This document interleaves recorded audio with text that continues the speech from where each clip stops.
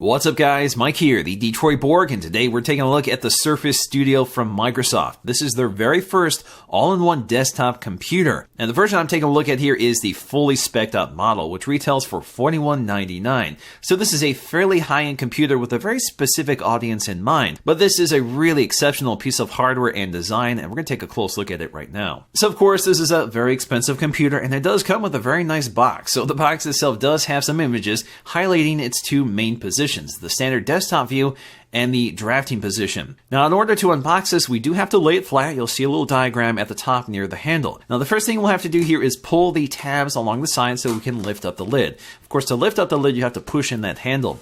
Once you lift up the lid, the first thing you'll see here is a lot of styrofoam and the computer itself, which is on this styrofoam pedestal. It looks like a giant tablet wrapped in plastic. Of course, we'll have to move this out of the way, but before we do that, you can see that it actually articulates. So it's in the drafting position when it's shipped, and all you have to do is lift it up out of the way and set it aside and get to the accessories that are also in the box. So we have three boxes to get out of the way. We have the keyboard and the mouse box at the top, so this is a long skinny box. We also have some paperwork which pulls out from the front of the box, and at the bottom of the box we'll find a triangular box that contains the power cable. The power cable itself is very smartly designed. It's actually designed to fit flushly with the back of the computer, so it's not just a standard power cable. The paperwork includes a few pamphlets, including a very glossy pamphlet highlighting some of the uses of the Surface Studio.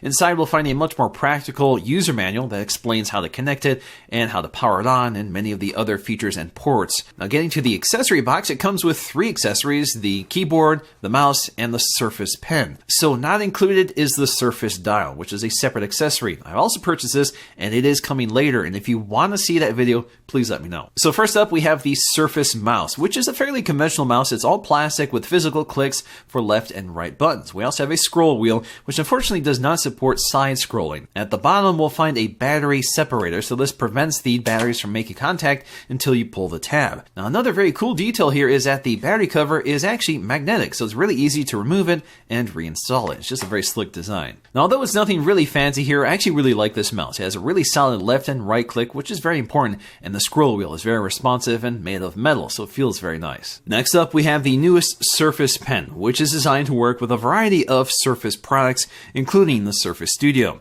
The pen itself is all aluminum, has a very nice rigid design, and does have a battery compartment, so it is powered. Now, you can remove this by twisting off the top of it, and you'll see that the battery just slides out. The battery itself is a quadruple A battery and should last about a year depending on your use. The pen itself is actually flat on one side, and that's because it can be magnetically attached to the side of the display on both the left-hand and right-hand side. Also along that side, which is integrated into the rubber strip that protects it from scratching the aluminum, is a button, which can be used in a variety of ways depending on the software you're using. Also at the top of the pen is a clickable button. This can be used as an eraser, but if you click it, this will also activate different features depending on how you have it programmed. So this can be configured under settings, but in the case of the Surface Studio, a single click actually brings up an action center that allows you to activate apps that can take advantage of the Surface Pen. So that includes things like taking a screen grab or composing a virtual sticky note, which you can place anywhere on the desktop and it stays there persistently. Also included with the Surface Studio is this full-size keyboard. This is an aluminum keyboard, so it feels very nice and rigid. It also includes a full number pad along the right side and a ton of dedicated function keys for things like bringing up the action center, showing your desktop, and a ton of other standard features such as media controls, volume, brightness, as well as search. Now, just like the mouse, it also has a magnetic battery enclosure built into the stand in the back.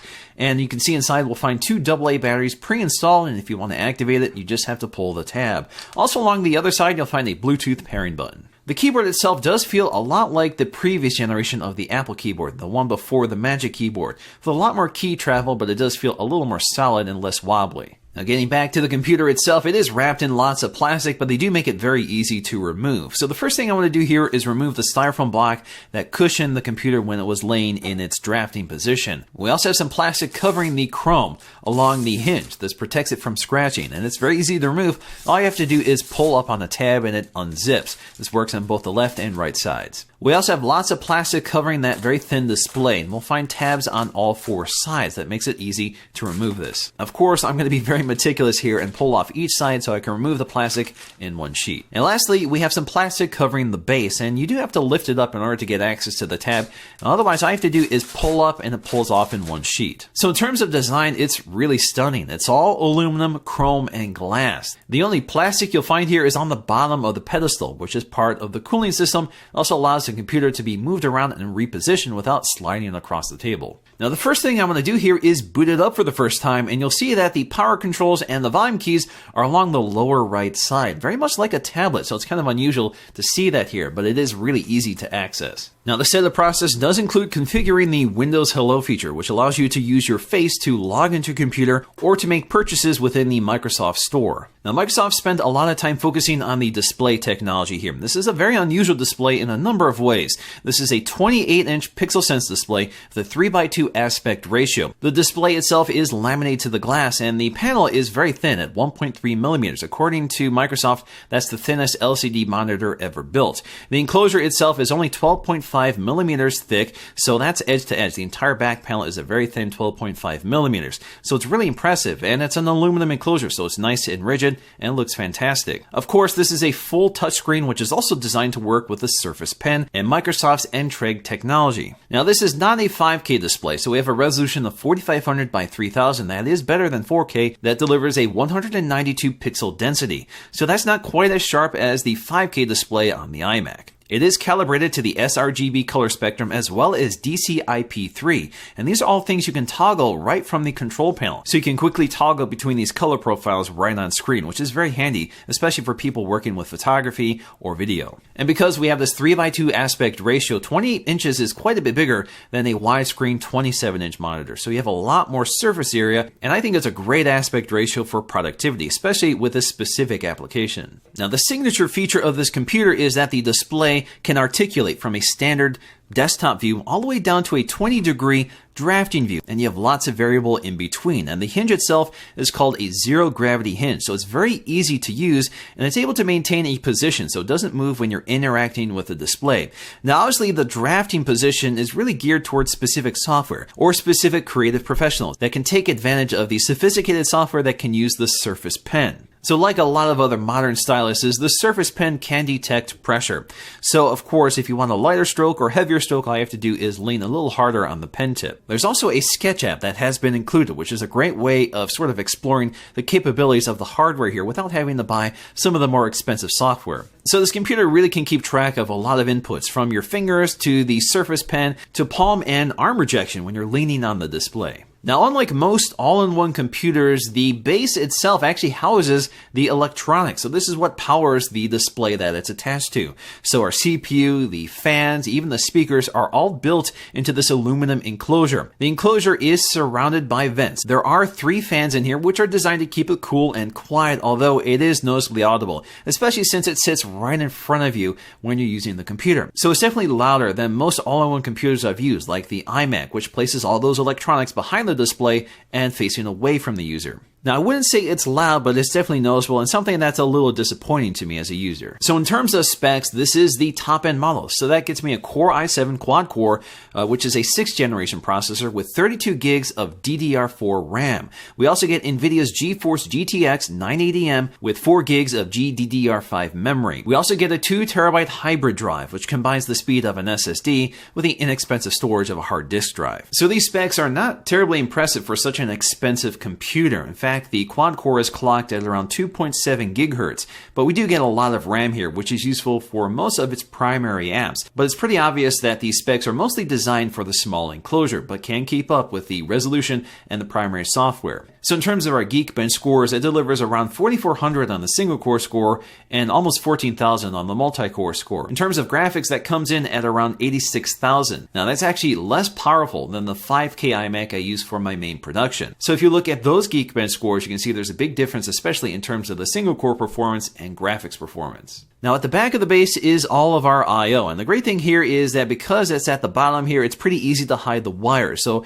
the wires don't snake up to the display and become more visible like it is on the iMac. But the I/O is a little dated here. We do get 4 USB Type-A ports, which are USB 3, so we get USB 3 speeds, but we don't have Thunderbolt here. We do get a display output, so if you want to connect an external display, you do have that, but unfortunately no Thunderbolt in this case either. Of course, we get a 3.5mm headphone jack as well as an Ethernet port, and we do get an SD card slot, which is somewhat inconveniently placed, but that's not terribly unusual in computers like this. Now there is a really impressive set of speakers built into this base. They're stereo 2.1 speakers with Dolby Audio, and it's really impressive. They're extremely loud with a good amount of range, and it's pretty immersive. Initially, it was actually kind of hard to pinpoint where the speakers were because it sounded like it was coming from around the display. So it is a really nice set of speakers. The only problem here is that as soon as you lower the display, the quality changes a bit. So let's go ahead and demonstrate that. It does explain how to use the touch controls at the top, in addition to some of the voice commands you can use on this device. We also get a flyer that highlights some of the optional bases you can swap out, which includes both fabric and metal styles. Now if you look at the top center of the display, you'll see quite a bit going on here, including 2 cameras. One of them is a Windows Hello camera. So basically this is the face scanning camera that allows you to unlock the computer using your face, and it works pretty reliably. There's also a set of infrared LEDs that light up your face for that feature.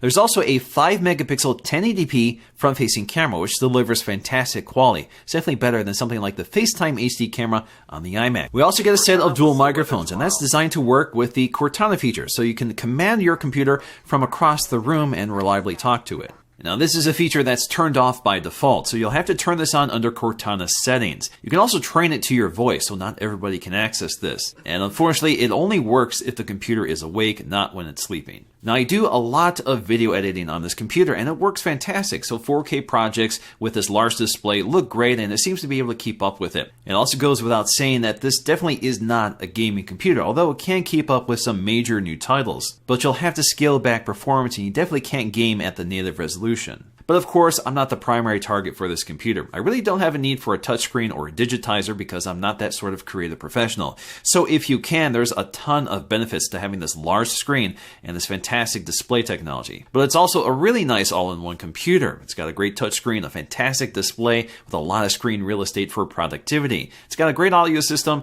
but there are a few complaints that I have, and that includes the sound coming from the base, which is a little too loud. In fact, that means I can't use it in my studio because it makes too much noise for the microphone. It's also a little expensive for a computer with somewhat outdated specs and I/O, so it'd be nice to see these updated next year. But otherwise, if you are a creative professional that needs a touchscreen and a great digitizer, this is a fantastic option, and you won't find anything else quite like it. Alright guys, hope you enjoyed this look at the Microsoft Surface Studio. If you did, please give it a thumbs up to let me know, and I'll see you again in the next video.